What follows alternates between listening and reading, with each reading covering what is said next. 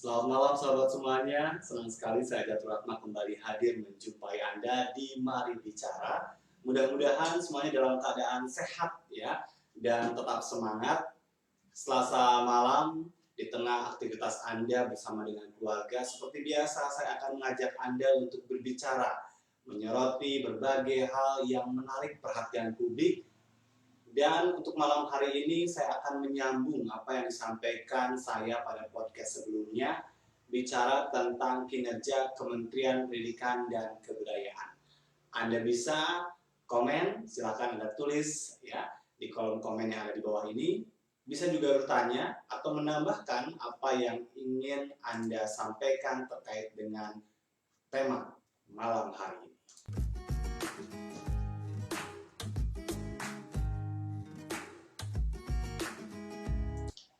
Sahabat semuanya yang terbaru, sekitar 1,5 jam yang lalu, Kementerian Pendidikan dan Kebudayaan merilis sebuah video di YouTube-nya dan berisi permintaan maaf dari Menteri Pendidikan dan Kebudayaan atas polemik yang terjadi terkait dengan POP, Program Organisasi Penggerak. Kita tahu sejak pekan yang lalu bicara tentang POP ini menuai ragam tanggapan, termasuk juga dengan dipeloporinya atau dimulainya 3 organisasi besar mengundurkan diri dalam keikutsertaannya di program organisasi penggerak ini. Kita juga sudah sempat mendengar apa yang disampaikan oleh Mas Menteri pada pernyataan sebelumnya, di mana dengan sangat percaya diri, Kementerian Pendidikan dan Kebudayaan akan melakukan evaluasi lanjutan, merasa bahwa tidak ada yang keliru dengan apa yang dilakukannya di tengah banyak ragam tanggapan soal kentalnya konflik kepentingan terkait dengan penetapan beberapa organisasi penggerak yang nantinya akan mendapatkan dana hibah dari pemerintah. Namun seperti menjilat ludahnya sendiri, blunder itu pun terus ya menggelinding, dan memang dari pernyataan yang disampaikan tidak tegas bicara tentang apa sebetulnya sikap dari Kementerian Pendidikan dan Kebudayaan dalam menyoal sorotan publik terkait dengan konflik kepentingan, karena kita tahu ini adalah program dengan anggaran yang besar, kemudian ada pada dirjen yang saat ini pejabatnya pernah juga berkarir di organisasi yang banyak disebut itu organisasi yang dalam tanda petik tidak pantas. Kenapa? Karena merupakan organisasi CSR yang sebetulnya pelaksanaan kegiatannya tidak perlu didanai oleh negara, tapi memang itu adalah bentuk dari perhatian perusahaan untuk pengembangan dunia pendidikan.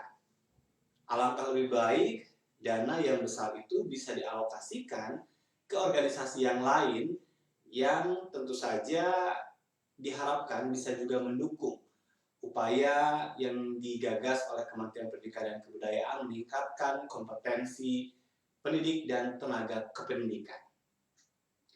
Pernyataan sebelumnya disampaikan oleh Mas Menteri bahwa butuh 3-4 minggu bagi kementerian untuk melakukan evaluasi lanjutan dengan beberapa kriteria soal integritas, transparansi, kemudian juga berbicara tentang apa dampak dari program yang ditulis dalam setiap proposal organisasi penggerak. Saya sempat menyampaikan pernyataan itu pun menjadi blunder bagi Mas Menteri karena disertai dengan apa yang disampaikan di ujung pernyataan untuk organisasi-organisasi yang sudah terpilih jangan khawatir dengan evaluasi lanjutan ini. Itu kan tidak adanya ketegasan dan sepertinya sangat percaya diri dengan apa yang sudah dilakukan. Tapi kita tahu setelah itu disampaikan, publik makin menyoroti soal program ini, soal sikap dari Mas Menteri, sehingga yaitu disadari hari ini Menteri Pendidikan dan Kebudayaan meminta maaf terkait dengan polemik yang terjadi. Pernyataan Mas Menteri dalam akun YouTube Kementerian Pendidikan dan Kebudayaan 1,5 jam yang lalu disampaikan bahwa Menteri Pendidikan dan Kebudayaan dengan penuh rendah hati meminta maaf atas segala ketidaknyamanan yang timbul dan berharap agar ketiga organisasi, yakni NU, Muhammadiyah, dan juga PGRI, bisa bersedia untuk terus memberikan bimbingan dalam proses pelaksanaan program yang disadarinya masih jauh dari sempurna. Saya ingin mengatakan bahwa permohonan maaf ini adalah bentuk dari sikap kesatria. Kita harus terima permohonan maaf itu, tapi apakah permohonan maaf itu selesai mengakhiri polemik yang terjadi?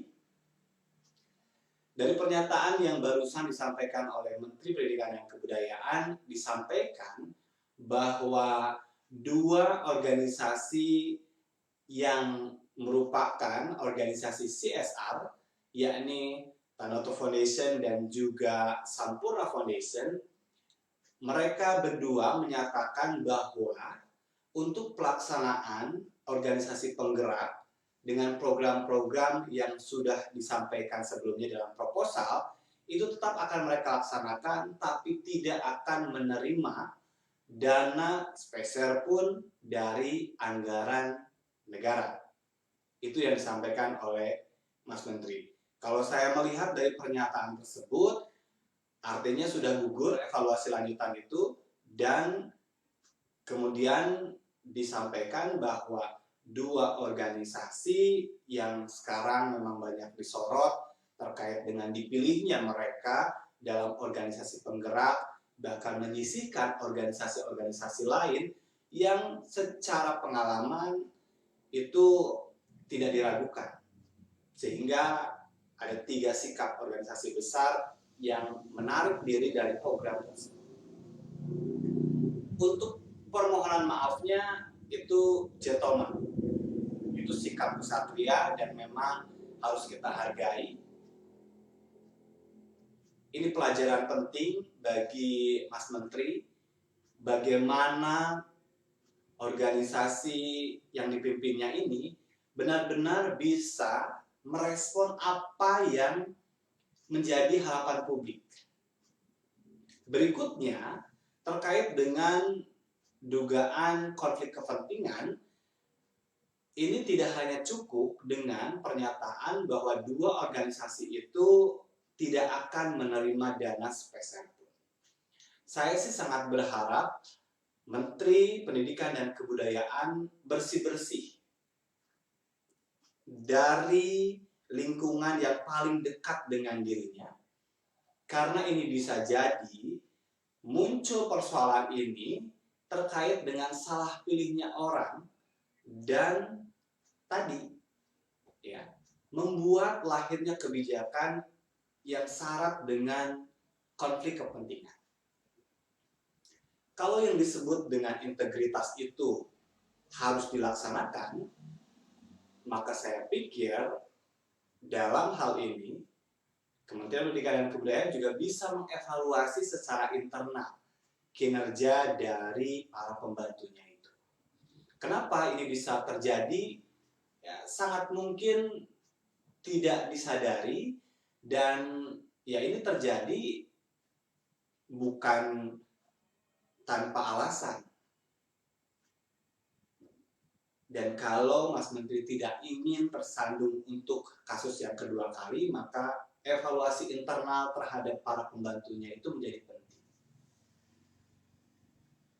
Berikutnya sahabat semuanya, apa yang disampaikan oleh Menteri Pendidikan dan Kebudayaan hari ini, sekitar 1,5 jam yang lalu dalam video akun YouTube-nya itu, menunjukkan bahwa memang ada yang keliru, sehingga membuat ketidaknyamanan publik atas program organisasi penggerak yang digagas sebagai salah satu dari beberapa episode program unggulan Kementerian Pendidikan dan Kebudayaan di bawah pimpinan Mas Menteri Nadiem Makarim. Ini menarik sahabat semuanya ya. Anda bisa berkomentar, silakan Anda bisa menambahkan apa yang saya sampaikan. Karena kalau sekelas menteri meminta maaf atas program yang menimbulkan polemik di tengah masyarakat, ini artinya secara internal di kementerian ini ada yang nggak beres. Menteri Pendidikan dan Kebudayaan tidak hanya cukup dengan tadi ya menjadi bumper dari ketidakberesan anak buahnya itu. Sangat disayangkan sekali kalau sikapnya seperti itu. Kita sangat berharap Mas Menteri yang memang dari awal dipilihnya Menteri Pendidikan dan Kebudayaan ini besar harapan publik terhadap kementerian bisa menelurkan banyak inovasi, kebijakan-kebijakan yang sangat berarti dalam perubahan pendidikan. Ini adalah momentum bagi Menteri Pendidikan dan Kebudayaan mengoreksi internal para pembantunya. Supaya apa? Supaya ini tidak terulang lagi. Minta maaf sebagai masyarakat yang punya adab, ya dimaafkan. Tapi apakah cukup dengan itu? Kuncinya adalah jangan sampai terulang lagi. Ini harus digarisbawahi. Karena saya pikir ini memang satu hal yang tidak biasa juga ditunjukkan oleh pejabat negara sekelas menteri meminta maaf atas program yang digulirkannya, yang sebelumnya diagung-agungkan, bahkan dalam pernyataan sebelumnya, belum genap 1 minggu pernyataan tersebut, seperti percaya diri. Tidak ada yang keliru, prosesnya sudah benar, akan dievaluasi lanjutan. Tetapi ini membuat posisi menterinya sendiri tidak diuntungkan. Saya khawatir kalau tidak dilakukan bersih-bersih, ini akan kembali terulang. Konflik kepentingan itu salah satu unsur yang menunjukkan manajemen organisasi itu buruk. Tidak terpenuhinya yang disebut dengan good governance. Dan itu fatal. Jika ada pejabat negara yang menelurkan kebijakan, tetapi syarat dengan kepentingan, baik itu langsung maupun tidak langsung menyangkut dirinya, itu artinya satu syarat dari terciptanya good governance itu fail. Dan saya pikir Mas Menteri paham akan hal tersebut, sehingga ini adalah momentum penting bagi Menteri Pendidikan dan Kebudayaan jika dirinya tidak ingin dievaluasi oleh pemberi mandat, maka evaluasilah secara internal. Karena seperti pada podcast saya sebelumnya, banyak suara ditujukan kepada Presiden Joko Widodo untuk meminta Presiden melakukan evaluasi terhadap kinerja dari Menteri Pendidikan dan Kebudayaan.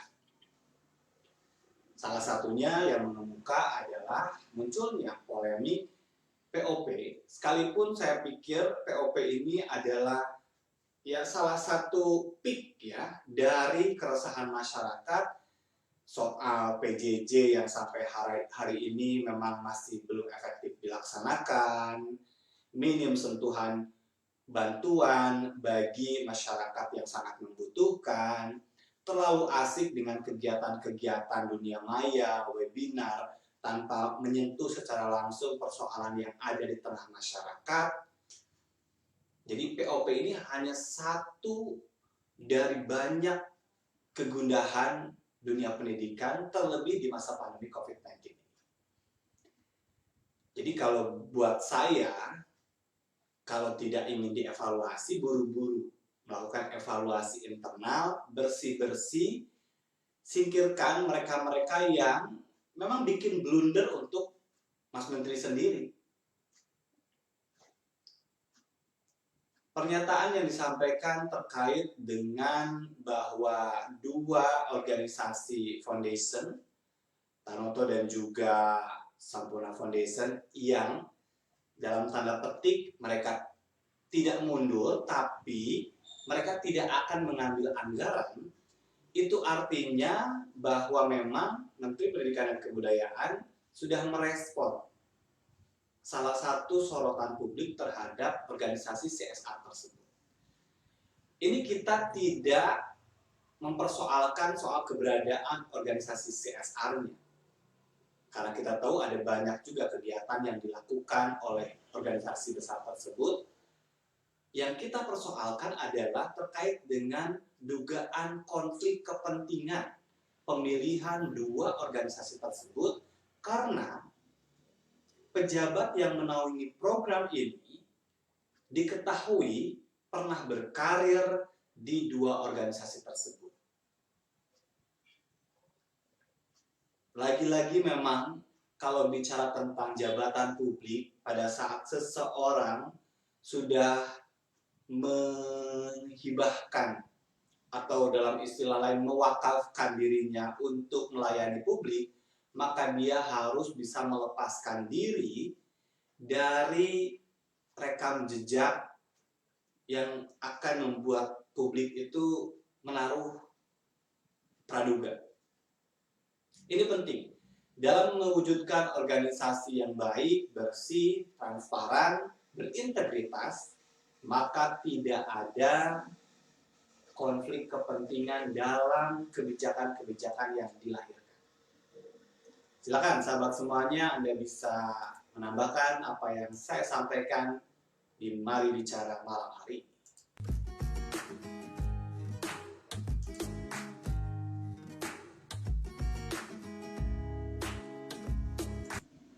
Saya ingin mengajak Anda untuk kembali mereview beberapa kasus yang menjadi sorotan publik yang terjadi di lingkungan istana yang membuat secara personal dikaitkan dengan praduga konflik kepentingan. Ini menimpa dua staf khusus presiden yang sekarang sudah mengundurkan diri karena melahirkan kebijakan atau melakukan atau menerima program yang memang diduga kuat syarat konflik kepentingan. Sikap mengundurkan diri ini salah satu bentuk kesatria. Karena kalau dibiarkan ini bisa menjadi beban bagi presiden sendiri, istana dalam hal ini, dalam melahirkan kebijakan-kebijakan yang pro rakyat. Jadi memang lebih baik mundur. Sikap itu adalah sikap yang sangat baik, contoh yang harus memang ditunjukkan oleh seseorang yang merasa bahwa dirinya memang melakukan kesalahan. Ini penting bagi pemerintah untuk bisa membebaskan ya dari orang-orang yang seperti itu. Kuncinya adalah bersih-bersih. Kalau mereka tidak mau mengundurkan diri, ya diberhentikan. Lalu apa yang sekarang kita akan tunggu sikap selanjutnya dari Kementerian Pendidikan dan Kebudayaan setelah sore hari ini Mas Menteri menyatakan permintaan maafnya kepada publik masyarakat Indonesia, terutama kepada 3 organisasi yang sebelumnya menyatakan mengundurkan diri, NU, Muhammadiyah, dan juga PGRI. Lalu apakah kemudian tidak ada langkah-langkah lanjutan? Saya sangat berharap evaluasi lanjutan ini tetap dilakukan tapi lebih mengarah pada internal kementerian. Menjawab sorotan publik terkait dengan kentalnya praduga konflik kepentingan. Ini penting untuk apa? Untuk mengembalikan citra dari kementerian yang dipimpin oleh Nadiem Makarim di mata publik. Seperti semboyannya, sesuai dengan nilai-nilai kepemimpinan yang selalu diagungkan, yang menjadi kata kunci dari apa yang disampaikan oleh Bapak Pendidikan kita, Ki Hajar Dewantara, menjadi suri teladan. Maka Menteri Pendidikan dan Kebudayaan memang harus menjadikan dirinya itu benar-benar role model. Jangan sampai orang-orang yang bisa membuat kesalahan ini berulang itu ya memperburuk citra dari Kementerian Pendidikan dan Kebudayaan. Ada yang tidak beres, saya pikir, kalau sekelas Menteri Pendidikan dan Kebudayaan harus meminta maaf kepada publik. Ini sesuatu yang tidak gampang pasti bagi seorang menteri. Karena di pernyataan sebelumnya kita sangat fasih sekali. Pernyataan tersebut dihadiri oleh dirjen yang menaungi program tersebut, ya, dan dirjen yang bersangkutan juga kalau kita dengarkan pernyataan-pernyataannya sangat percaya diri, membela apa yang sudah dilakukan oleh mereka itu benar, begitu. Tapi pada akhirnya harus diakui ada sesuatu yang membuat Menteri Pendidikan dan Kebudayaan meminta maaf. Ini bukan semata-mata soal politik, karena memang saya pikir kalau urusan politik sendiri di DPR-nya belum menjadi isu. Partai-partai ya sekalipun ada 1-2 yang sudah menyampaikan pernyataan, tapi tidak begitu nuansanya tidak begitu kental. Yang kental itu adalah reaksi dari masyarakat. Masyarakat benar-benar menyoroti itu, dan ini seperti tadi yang saya sampaikan, peak dari kegundahan publik atas layanan pendidikan selama ini di tengah pandemi COVID-19. Ada banyak masyarakat yang kesulitan dan memang minim sentuhan bantuan dari pemerintah yang harusnya bisa menelurkan program-program afirmasi, mengganti program-program lama untuk menjawab masalah-masalah yang terjadi selama pandemi COVID-19. Karena itu tidak terjawab, kemudian muncul satu masalah terkait dengan POP ini, akhirnya publik ya makin leluasa untuk menjawab. Baik, ya sahabat semuanya, itu adalah berita hari ini berkaitan dengan Menteri Pendidikan dan Kebudayaan yang meminta maaf kepada publik atas ya polemik yang terjadi, ketidaknyamanan kalau dalam bahasa Mas Menteri terkait dengan program yang menjadi salah satu unggulan dari Kementerian Pendidikan dan Kebudayaan, yakni program organisasi penggerak.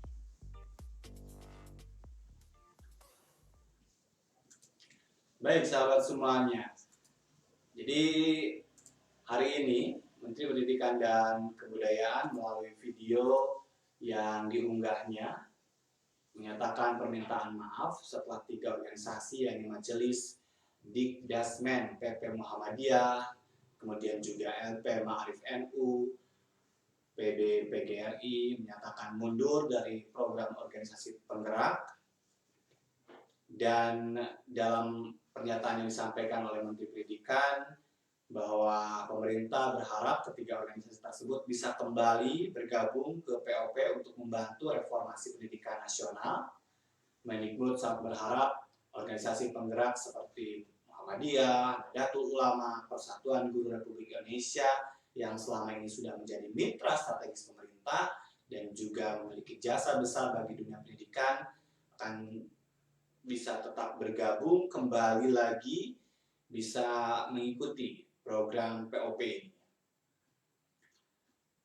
Sementara itu, organisasi yang menanggung biaya pelaksanaan program secara mandiri nantinya tidak wajib mematuhi semua persyaratan pelaporan keuangan yang sama yang diperuntukkan untuk membantu pemerintah dan tetap diakui sebagai partisipan POP. Untuk dua foundation tersebut, dalam pernyataan Mas Menteri disampaikan bahwa keduanya tetap akan melaksanakan program organisasi penggerak, tapi tidak akan menerima sepeser pun dana dari pemerintah. Itu yang disampaikan ya. Dan di akhir yang disampaikan oleh Mas Menteri sore hari ini, beliau menyampaikan terima kasih kepada semua yang telah memberikan perhatian besar terhadap program ini, dan Kementerian yakin penguatan gotong royong membangun pendidikan ini dapat mempercepat reformasi pendidikan nasional yang diharapkan oleh kita semua. Pertanyaan berikutnya, seperti tadi yang sudah saya sampaikan, cukupkah sampai di sini dan berakhir sudah polemik ini? Baik, saya akan baca beberapa komentar. Salah satu diantaranya ini dari Ibu Dewi Nugraheni. Wah, bersih-bersih nih di Kemendikbud itu kerja besar katanya ya. Ya, kerja besar yang memang harus dituntaskan. Ini harapan publik, termasuk juga ya setidaknya bagi mereka yang memang harus bertanggung jawab atas polemik yang terjadi terkait dengan dugaan konflik kepentingan dalam program organisasi penggerak. Jangan sampai ini benar-benar menjadi beban bagi Mas Menteri sendiri dalam menjalankan tugas yang berat melakukan pembangunan pendidikan di tanah air.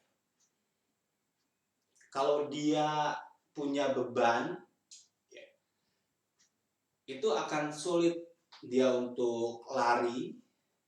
Maka dari itu beban-beban yang ada di sekelilingnya itu ya penting untuk dia petakan. Ternyata teman itu tidak selalu menjadi orang yang bisa membantu kita, malah pada satu waktu tertentu jadi blunder buat kita sendiri. Ini satu pengalaman besar tentu saja. Poinnya adalah tidak boleh terulang lagi. Syaratnya kalau tidak boleh terulang lagi adalah ya tadi, melakukan bersih-bersih secara internal, evaluasi lanjutan tidak hanya pada program organisasi penggerak, tapi pada mereka-mereka yang selama ini membantu Kementerian Pendidikan dan Kebudayaan. Baik sahabat semuanya, ini adalah isu yang paling baru karena pernyataan dari Menteri Pendidikan dan Kebudayaan sendiri baru disampaikan tadi sore. Anda bisa cek di YouTube-nya Kementerian Pendidikan dan Kebudayaan terkait dengan pernyataan terbaru klarifikasi yang disampaikan oleh Nadiem Makarim. Ini sangat jauh dari pernyataan sebelumnya terkait dengan keterangan pers yang disampaikan oleh yang bersangkutan juga menanggapi polemik yang terjadi. Jadi kepercayaan diri yang awalnya muncul itu benar-benar diakui sekarang ini sebagai satu kehilafan yang memang harus diakhiri. Memang tidak juga menguntungkan kalau Kementerian Pendidikan dan Kebudayaan terus ya berpolemik dan merasa benar dengan apa yang dilakukannya selama ini. Karena ya nyata-nyata memang melukai harapan publik kalau banyak kebijakan itu besar dugaan lahir karena konflik kepentingan. Baik, karena terlalu serius, kita akan jeda dulu sahabat semuanya, dan kita akan simak ya satu tayangan. Kita dengerin lagu gimana? Nah, kita dengerin lagu aja ya. Nanti kita akan lanjutkan kembali diskusi kita malam hari ini berkaitan dengan permintaan maaf yang disampaikan oleh Menteri Pendidikan dan Kebudayaan Nadiem Makarim sore hari ini terkait dengan polemik yang terjadi atas program organisasi penggerak. Supaya agak adem suasananya, saya akan hadirkan satu video klip ya yang bisa menyejukkan. Video klipnya dari Bimbo.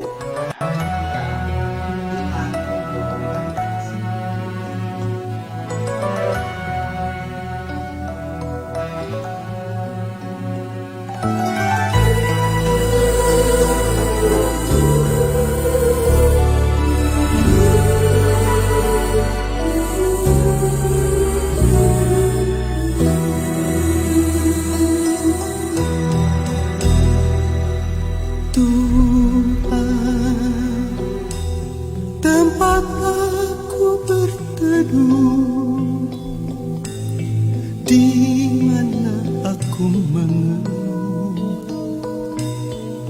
dengan segala peluh.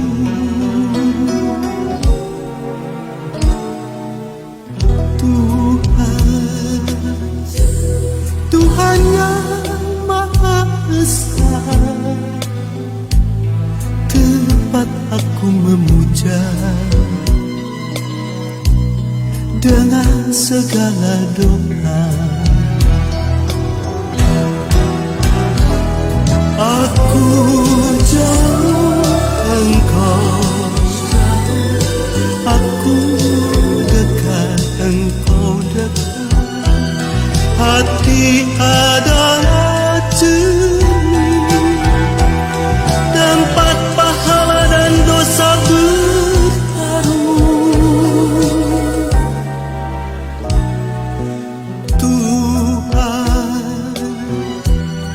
Tuhan yang Maha Esa, tempat aku memuja dengan segala doa.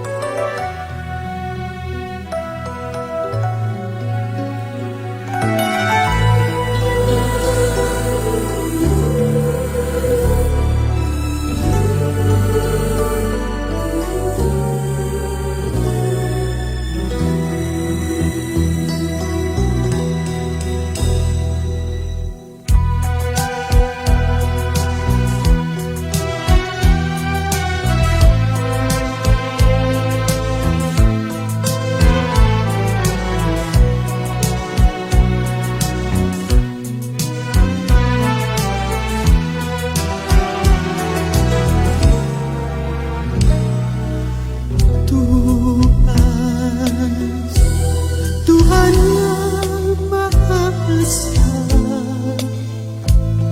tempat aku memuja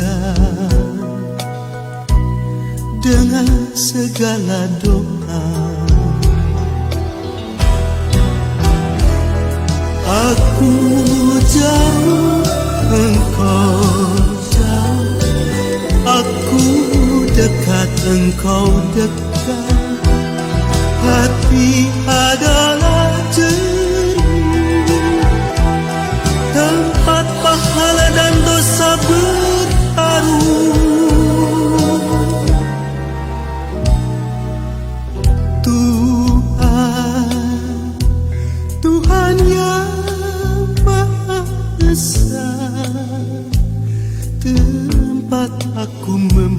saja dengan segala doa.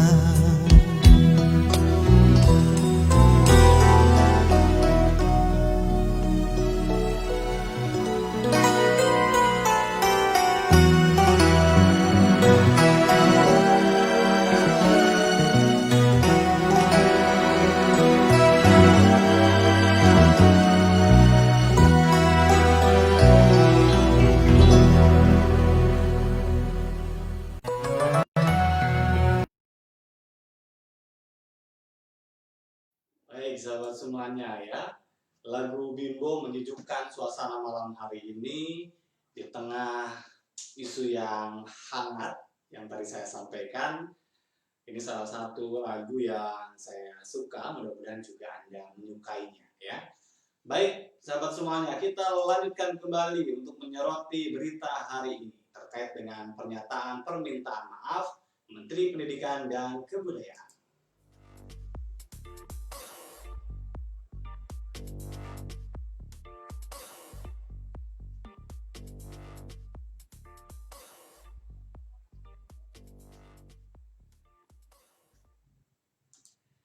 Dalam pernyataan yang disampaikan oleh Mas Menteri meminta ketiga organisasi Muhammadiyah, NU, dan PGRI untuk kembali bergabung dalam POP, Program Organisasi Penggerak.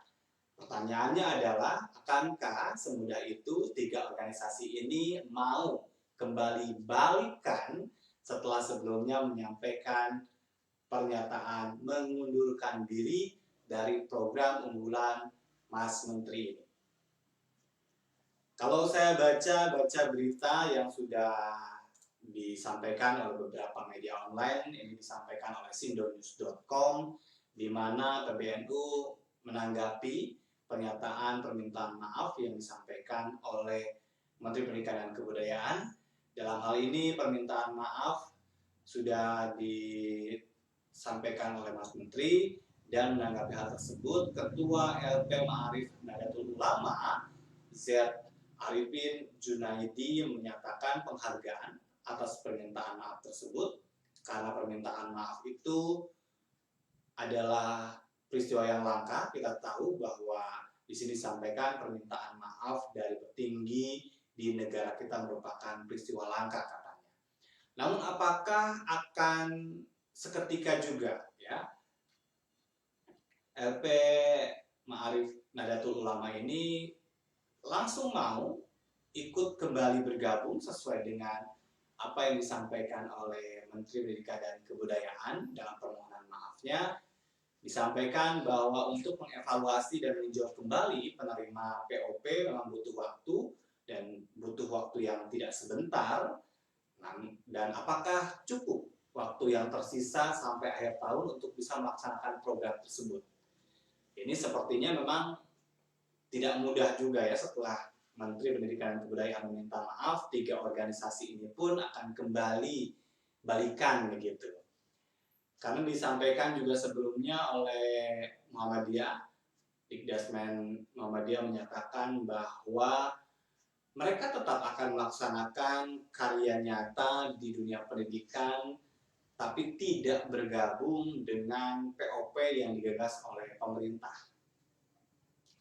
Nah, ini kalau udah ada pernyataan bahwa Sampurna Foundation, kemudian juga Tanoto Foundation tersebut tidak akan menerima anggaran dari pemerintah, kira-kira tiga organisasi besar yang sudah mengundurkan ini akan balikan.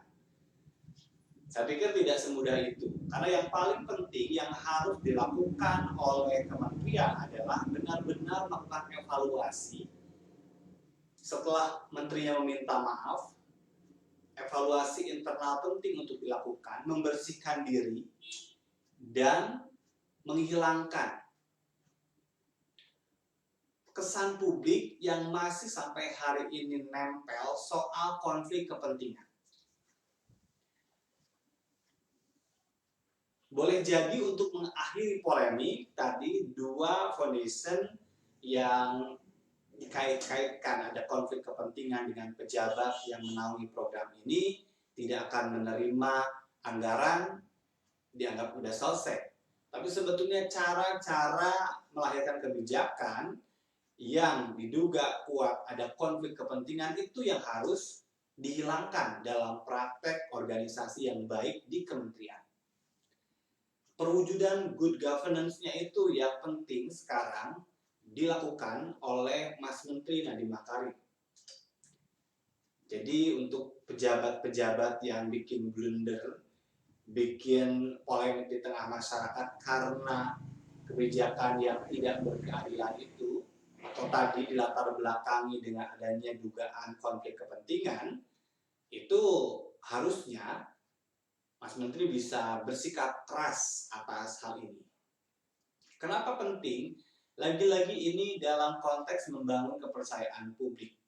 Bagaimanapun, sejak awal terpilihnya Mas Menteri ini publik begitu menaruh harapan besar, tetapi dalam pelaksanaannya, terlebih di masa pandemi COVID-19 ini, publik benar-benar merasa bahwa Kementerian Pendidikan dan Kebudayaan belum banyak melakukan perubahan, hanya masih dalam tataran rencana, konsepnya sangat baik tapi tidak mampu terimplementasi.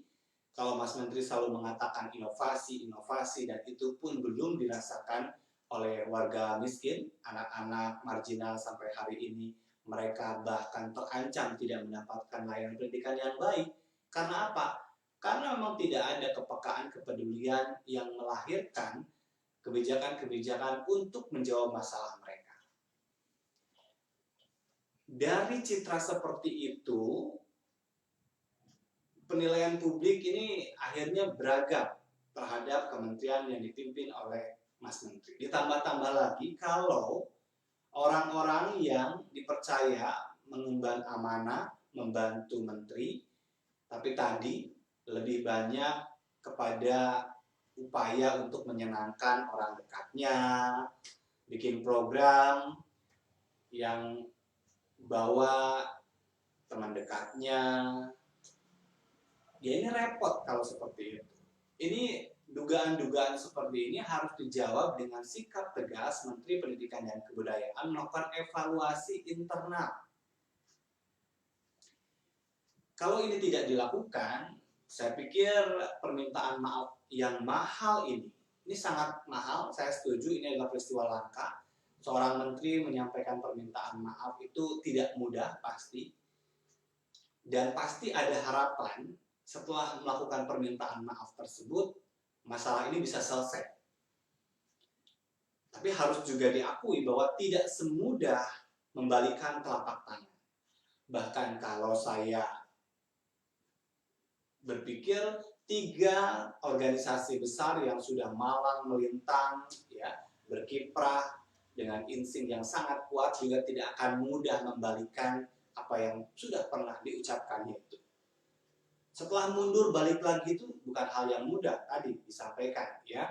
Butuh evaluasi juga bagi mereka secara panjang supaya mereka juga dianggap konsisten dengan sikapnya. Ini adalah pertaruhan untuk semuanya. Karena memang tidak serta-merta masalah ini muncul kalau tidak ada hal sangat fundamental.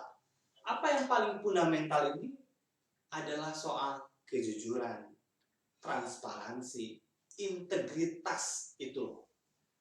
Sekecil apapun, kalau integritas itu dinodai, itu ibarat air susu terciprat kotoran cicak dan kita tidak bisa dengan berani untuk meminumnya.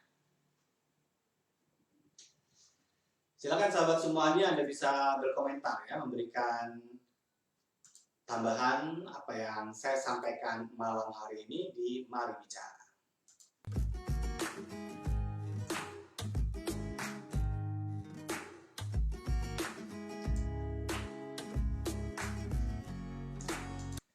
Ya, Menteri Pendidikan sudah meminta maaf, sudah ada tanggapan juga dari NU, ya, dalam hal ini dari Ketua LP Ma'arif Nahdlatul Ulama, dan kalau saya simak juga beberapa respon sudah mulai muncul ya.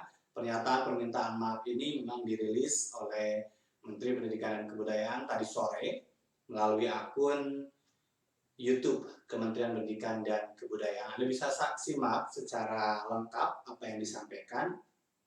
Di situ dengan tulus permohonan maaf itu disampaikan oleh Menteri Pendidikan dan Kebudayaan dan meminta ketiga organisasi yang sebelumnya mengundurkan diri itu bisa balikan lagi. Tapi apakah persoalan sampai di situ? Tadi sudah saya utarakan, tidak semudah yang diharapkan. Ini butuh langkah-langkah lanjutan dari Menteri Pendidikan dan Kebudayaan untuk menjawab harapan publik berkaitan dengan kinerja dari kementerian yang dipimpinnya.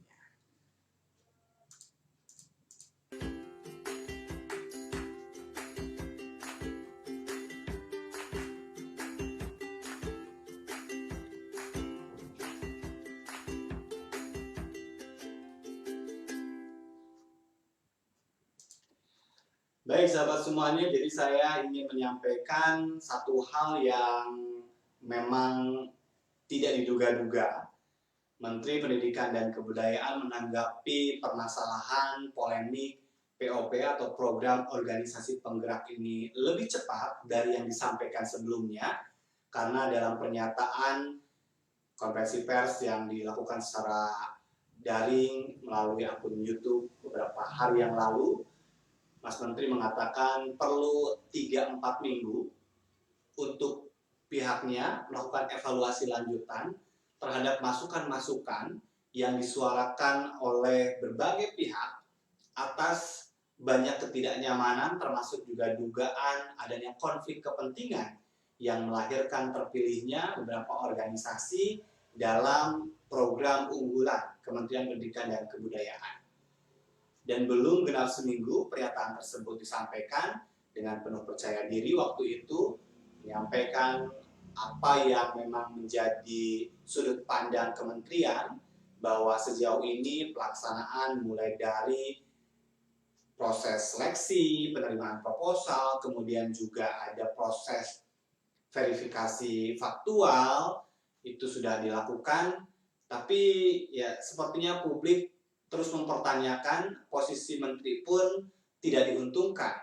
Akhirnya hari ini Menteri Pendidikan dan Kebudayaan tanpa disangka-sangka menyampaikan permintaan maafnya atas ketidaknyamanan yang terjadi berkaitan dengan program organisasi penggerak. Satu hal yang patut diapresiasi, permintaan maaf ini adalah sikap kesatria yang langka, yang memang harus ditunjukkan oleh seorang pemimpin. Kalau memang dia salah, dia harus meminta maaf. Dengan pertaruhan segalanya pastinya. Lalu permintaan maaf ini apakah selesai? Harapan dari Mas Menteri ya sudah selesai sebetulnya. Tidak ada lagi polemik di tengah masyarakat, dan 3 organisasi itu pun balikan lagi untuk bisa mendukung program unggulannya tersebut. Tapi ya tidak mudah untuk 3 organisasi tersebut mengembalikan pernyataannya setelah sebelumnya mundur, balikan lagi, bergabung. Ini harus dijawab oleh pemerintah dengan apa? Dengan melakukan evaluasi internal. Terutama tidak hanya terkait dengan program itu saja, tetapi terkait dengan kinerja dari para pembantu menteri yang melahirkan dugaan konflik kepentingan. PR besar adalah menciptakan good governance di pemerintahan. Mas Menteri harus bisa memastikan orang-orang yang membantunya tidak bekerja untuk kepentingan golongannya, tidak bekerja hanya mementingkan orang yang dikenalnya, tapi melayani rakyat Indonesia dari berbagai pulau di seluruh penjuru yang hari ini sangat rindu disentuh oleh Menteri Pendidikan dan Kebudayaan, terutama terkait dengan sangat minimnya fasilitas untuk mendukung mereka bisa belajar di tengah pandemi COVID-19. Persoalan yang muncul ke tengah publik berkaitan dengan polemik POP, saya melihatnya ini hanya satu dari sekian banyak keresahan, bisa jadi puncaknya, sehingga sangat keras sekali publik menyuarakan hal ini setelah sebelumnya publik juga gemes dengan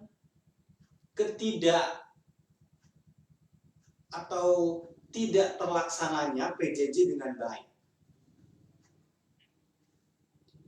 Di lain sisi, saya menyarankan Menteri Pendidikan dan Kebudayaan bisa juga melakukan komunikasi secara langsung ke masyarakat, ke organisasi-organisasi penggerak, tidak hanya disampaikan hanya dengan melalui akun YouTube saja. Ini penting untuk menunjukkan tadi sikapnya yang tulus dan ya di satu sisi kalau tidak disertai dengan evaluasi internal, rasanya publik sendiri pun masih meragukan. Ya, kenapa?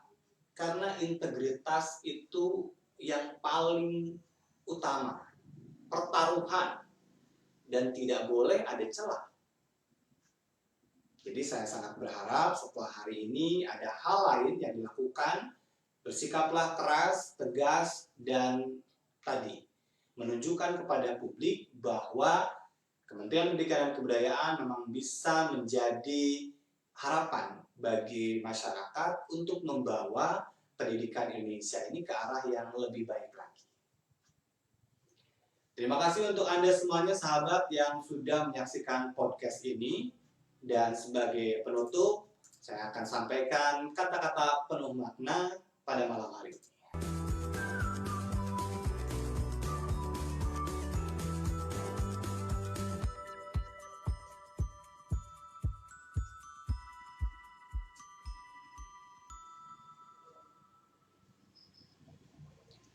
Quotes malam ini datang dari Sri Sultan Hamengkubuwono VIII. Pengaruh satu teladan yang baik jauh lebih bermanfaat daripada satu teguran tajam. Ini berlaku bagi para pemimpin. Jadilah suri teladan yang baik, itu akan jauh lebih bermanfaat bagi masyarakat dari hanya sekedar rajin menyampaikan teguran. Atau ya daripada marah-marah gitu kan, marahin anak buah, yang paling penting adalah keteladanan.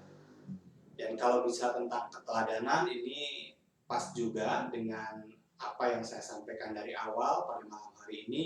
Kita sangat berharap Kementerian Pendidikan dan Kebudayaan sesuai dengan semboyannya ya, ini bisa menjadi